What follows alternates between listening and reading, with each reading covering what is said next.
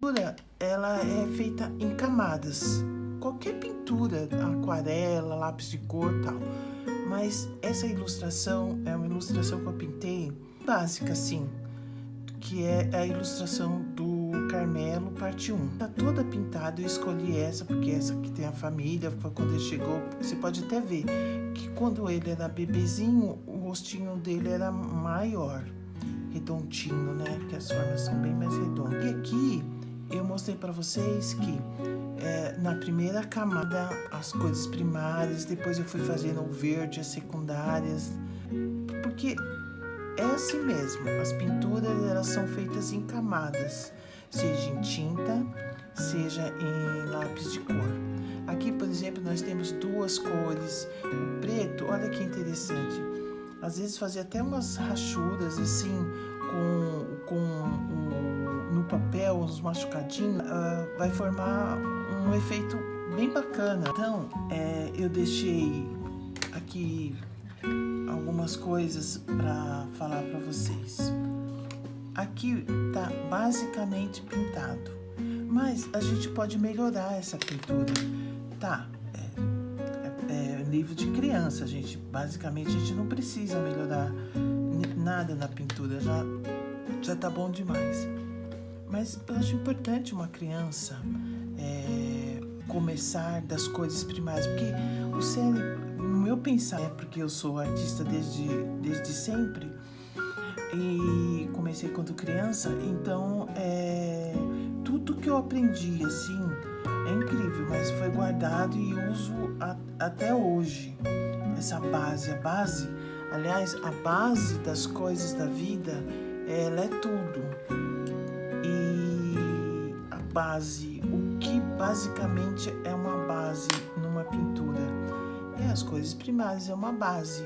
Aí depois a gente vai colocando as secundárias. Eu, quando era criança, é engraçado, queria sempre saber para que serve o lápis branco, né? Então, o lápis branco, ele além de dar umas luzes, ele clareia. Tipo aqui, nós estamos com o vermelho e o branco. Então, por exemplo, a gente vai clarear. Pode ser até que você não perceba, mas olha a diferença desse coração clarinho, ó, tá vendo? Ó. Por quê? Porque é feito de camada. A pintura, ela é feita de camada. A vida da gente, de certa forma, a nossa personalidade, ela é feita de camadas. Porque você vai aprendendo todo dia alguma coisa e você vai se adaptando a essas coisas que você vai aprendendo. Por exemplo, eu fiz modelagem, né? Modelagem de roupa. Então, você tem a base. Depois da base que você faz, o que é a base na modelagem? Seria a roupa justa no corpo ou no manequim. Aí depois você aumenta uns centímetros. Aí você já sai da base para fazer o modelo. Então, a base é importante. A base, na realidade, é o início de tudo. Para fazer essa cor do rosto no lápis de cor, ela é muito difícil. Então, a pele, para mim, do ser humano, ela tem uma nuance infinita. Até a nossa pele também, parte dela é de uma cor, parte dela do corpo é outra. O ser humano é engraçado. Então, mas voltando ao assunto, a base é tudo. Por exemplo, quando você faz o arroz, você aprende a fazer lá, cada um faz de um jeito. Mas a base basicamente é o arroz, um óleozinho, uma cebola, um alho. Essa é uma base que você faz. Depois que você faz a base, aí sim, aí a gente vai fazer outros tipos de arroz, mas a base é aquilo. Então é isso, na modelagem também, na modelagem de roupa é isso. Na pintura também, ela tem que ter uma base. A base são as cores primárias. Eu, quando faço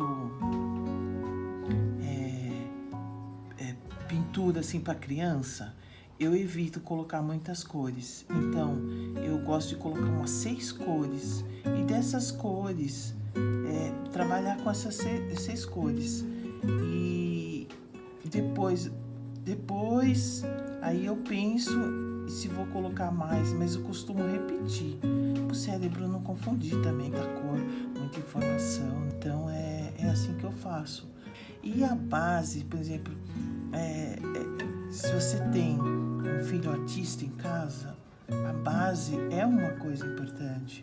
Então, o que um artista quer? O artista, ele quer material para pintar, mas também é importante que ele consiga pintar com poucas cores, porque nem sempre a gente tem todas as cores para a gente pintar. E eu acho isso assim muito importante, porque nem sempre a gente tem tudo. E aí a gente fica imaginando, nossa, como é que eu vou fazer aquela cor? Por exemplo, agora eu poderia pegar, sem ser uma cor, já é uma cor mais produzida, já fazer um outro tom de pele dele, sem que seja diferente do filho dele, ó. Tá vendo? Esse é o pai da Júlia. Aqui que o Carmelo foi parar. E como, ó, tá vendo? E o papel é tudo, viu, gente? Depois eu vou mostrar pra vocês. Ó. E a gente pode fazer uns detalhes aqui. Posso pegar uma cor diferente, mais escura, e colocar aqui, ó, porque na realidade a manga faz uma sombra. Aí se imaginar que a luz está assim, ou você pode até imaginar que a luz está assim, vamos fazer a luz assim?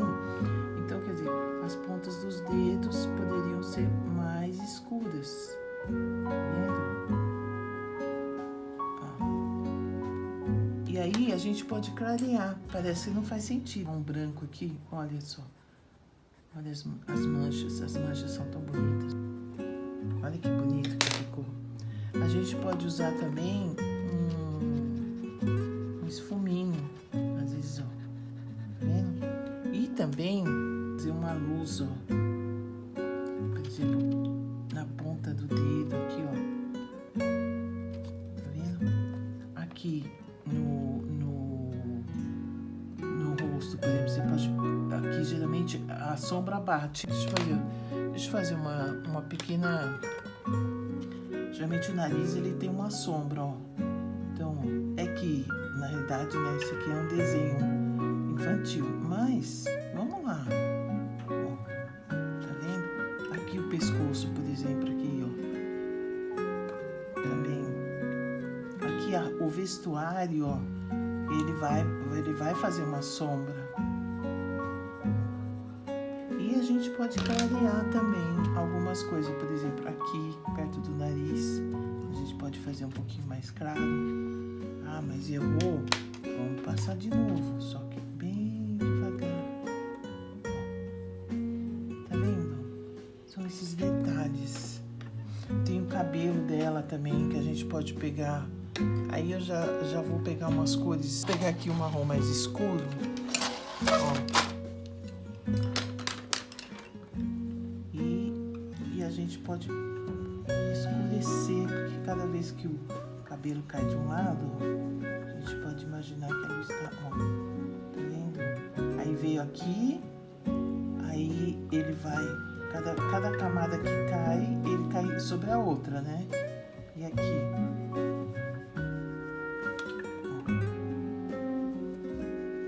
Então, são esses detalhes que fazem a diferença, porque você vai colocando, ó, tá vendo, gente? Você vai colocando camadas em cima da outra, então já começa a ficar um desenho bem mais bonito, tá vendo? Ah, eu quero dar luzes pra ela. A gente dá luzes, a gente pode dar luzes assim, fazer umas luzes assim. Fazer umas luzes assim.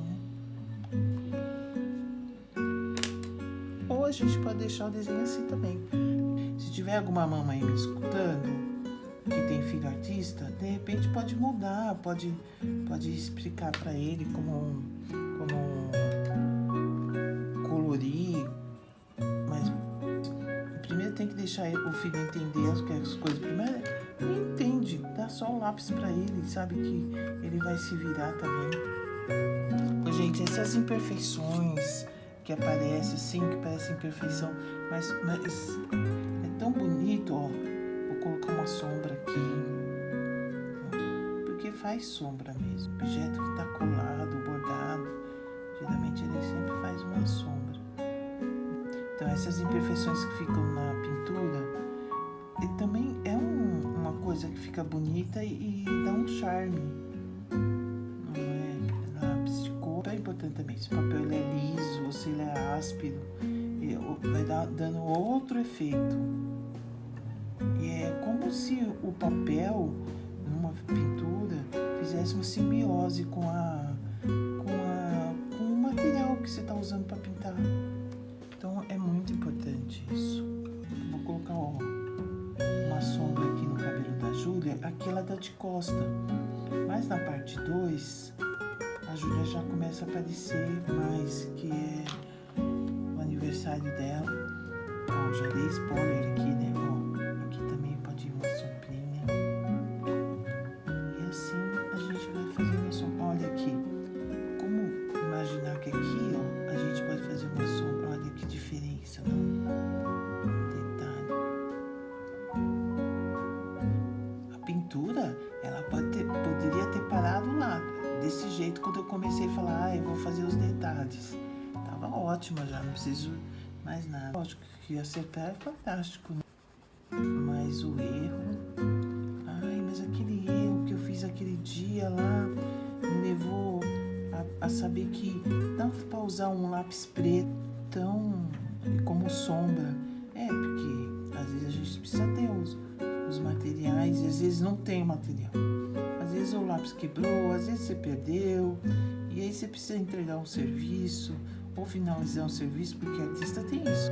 Você pode até começar a fazer, dependendo da arte. Eu tenho artes que eu começo a fazer e depois eu vou terminar só depois. Mas isso é um assunto lá pra frente, tá bom?